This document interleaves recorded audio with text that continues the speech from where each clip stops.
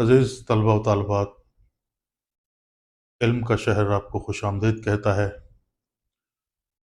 میں ہوں ڈاکٹر طاہر عباس، اور آج میں آپ سے ایک بہت ہی دلچسپ موضوع پر گفتگو کرنے جا رہا ہوں، جس کا اندازہ آپ کو گفتگو کے عنوان سے ہو جائے گا کہ مقطع نما مطلع۔ یعنی مقطع نما مطلع سے مراد یہ ہے کہ ایسے اشعار جو جنہیں بظاہر تو ہم مقطع سمجھتے ہیں، اور مقطع کیوں سمجھتے ہیں؟ کیونکہ ان میں شاعر کا نام یا تخلص استعمال ہوا ہوتا ہے، لیکن در حقیقت وہ مقطع نہیں ہوتے بلکہ مطلع ہوتے ہیں۔ اب اس گتھی کو سلجھانے کے لیے ذرا ریکال کیجئے کہ مطلع کی تعریف کیا ہے اور مقطع کی تعریف کیا ہے، اور ان دونوں کے درمیان فرق کیا ہے۔ آپ اچھی طرح جانتے ہیں کہ مطلع کے لغوی معنی طلوع ہونے کے ہیں، اور اسی نسبت سے غزل یا قصیدے کے پہلے شعر کو مطلع کہا جاتا ہے، کیونکہ غزل اس سے طلوع ہو رہی ہوتی ہے، آغاز ہو رہی ہوتی ہے، لیکن اس شرط کے ساتھ کہ غزل یا قصیدے کا ایسا پہلا شعر جس کے دونوں مصرے ہم قافیہ ہوں گے۔ مطلع کی تعریف: غزل یا قصیدے کا ایسا پہلا شعر جس کے دونوں مصروں میں قافیہ جو ہے وہ موجود ہو۔ جبکہ مقطع کی تعریف ذہن میں لے آئیے کہ غزل یا قصیدے کا ایسا آخری شعر جس میں شاعر اپنا نام یا تخلص استعمال کرے۔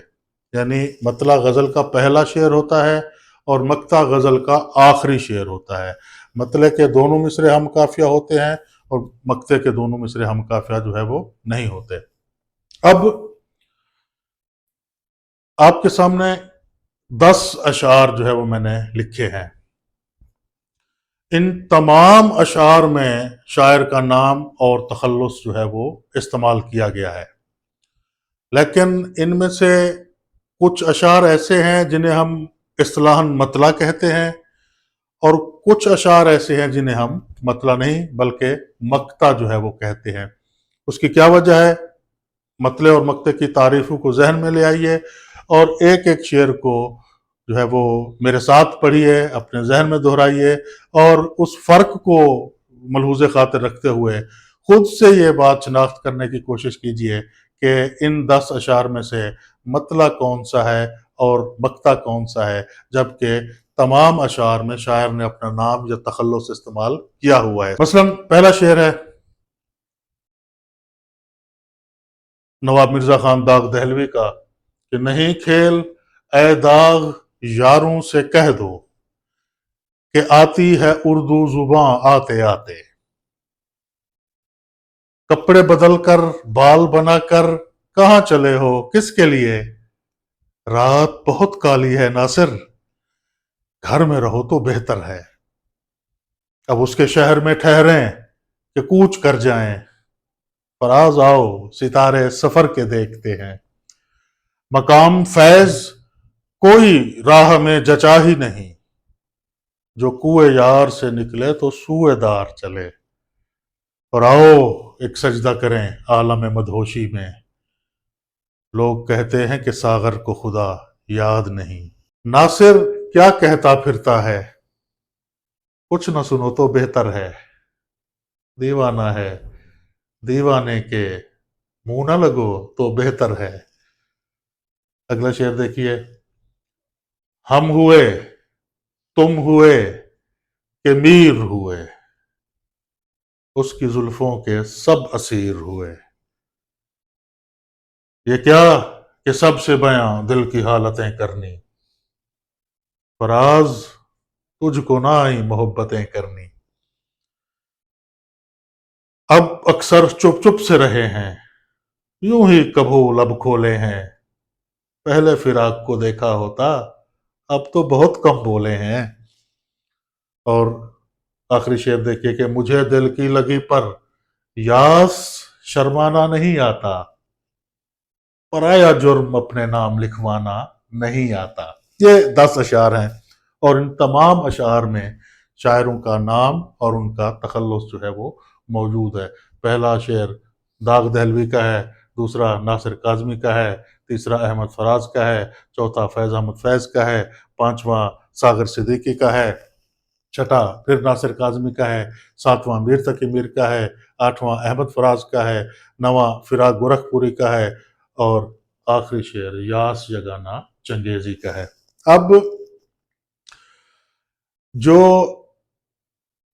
عقدہ ہے، یعنی جو ہم نے سلجھانا ہے، وہ یہ ہے کہ ان اشعار میں سے مطلع کون سے ہیں اور مقطع کون سے ہیں۔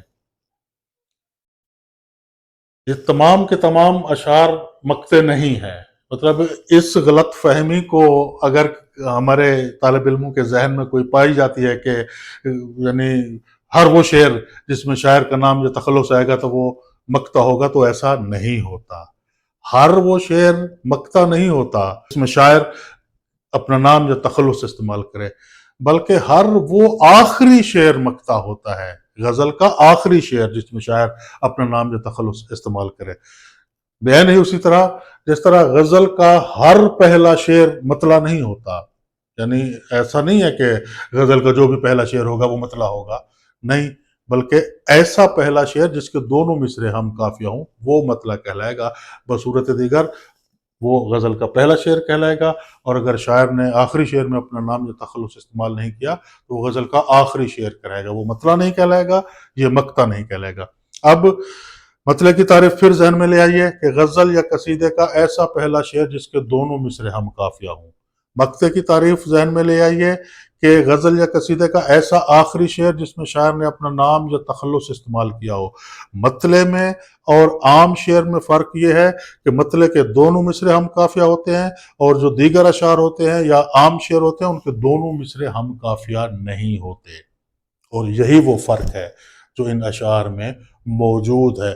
جب ہم اس فرق کو تلاش کر لیں گے تو پھر ہمیں اندازہ ہو جائے گا کہ ان میں سے کون سا شعر مقطع ہے اور کون سا شعر مقطع نہیں ہے بلکہ مطلع ہے۔ یعنی یہ جو 5 شعر ہیں دائیں طرف، یہ تمام کے تمام مقطع ہیں، اور یہ جو میرے بائیں طرف اشعار ہیں یہ تمام کے تمام مطلع ہیں۔ کیسے مطلع ہیں؟ یعنی ایسا پہلا شعر جس کے دونوں مصرے ہم قافیہ ہوں۔ ناصر کیا کہتا پھرتا ہے، کچھ نہ سنو تو بہتر ہے، منہ نہ لگو تو بہتر ہے۔ دونوں مصروں میں ردیف بھی موجود ہے اور قافیہ بھی موجود ہے۔ سنو اور لگو قافیہ ہے، تو بہتر ہے ردیف ہے، پہلے مصرے میں بھی دونوں مصرے میں بھی۔ ظاہر ہے کہ جب دونوں مصروں میں قافیہ بھی موجود ہے اور ردیف بھی موجود ہے تو یہ ممکن نہیں ہے کہ وہ غزل کا آخری شعر ہو۔ یعنی غزل میں ٹھیک ہے کہ مطلع 1 بھی ہو سکتا ہے، 2 بھی ہو سکتے ہیں، 3 بھی ہو سکتے ہیں، 4 5 7 8 جو ہے وہ مطلع مسلسل غزلوں میں موجود ہیں، لیکن ایسا نہیں ہوتا کہ تمام کی تمام غزل جو ہے وہ مطلعوں پر جو ہے وہ مشتمل ہو۔ کہیں نہ کہیں وہ مقام ضرور آئے گا جب مطلع اول ثانی دوم سوم پنجم ہشتم سفتم یہ سارے ختم ہو جائیں گے تو اس کے بعد عام شعر شروع ہو جائے گا۔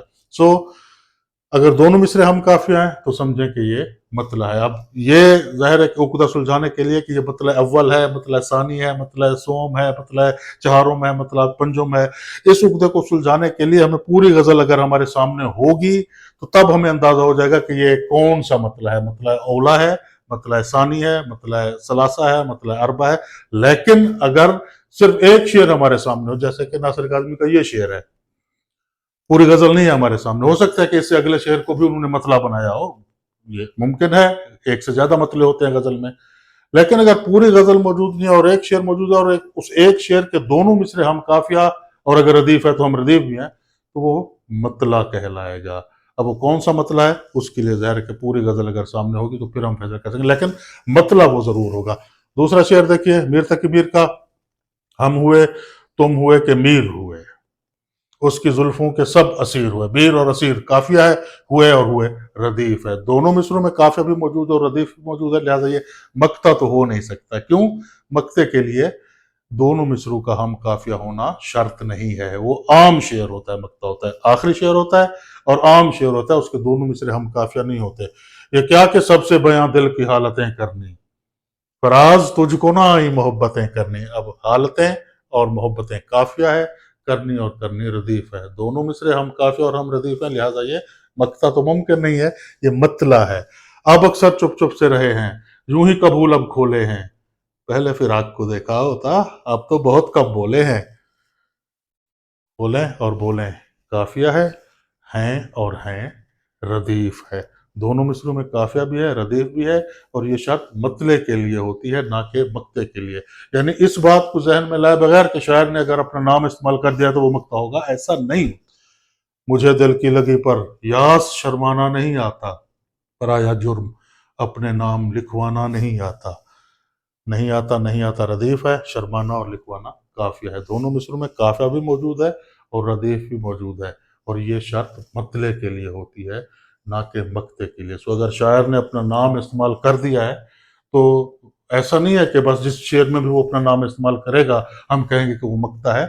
मक्ते के लिए आखिरी शेर में, गजल के आखिरी शेर में, और आखिरी शेर के दोनों मिसरे हम काफिया नहीं होते। जिस तरह ये है, नहीं खेल है दाग यारों से कह दो कि आती है उर्दू जुबां आते आते। अब ज़ाहिर है आते आते रदीफ है इस गज़ल का, फिर राह से वो यहाँ आते आते, अजल मर रही तू कहाँ आते आते, न जाना कि दुनिया से जाता है कोई, बहुत देर की मेहरबां आते आते, मेरे आशियाँ के तो थे 4 दिन के, चमन उड़ गया आशियाँ आते आते, नहीं खेल है दाग यारों से कह दो कि आती है उर्दू जुबां आते आते।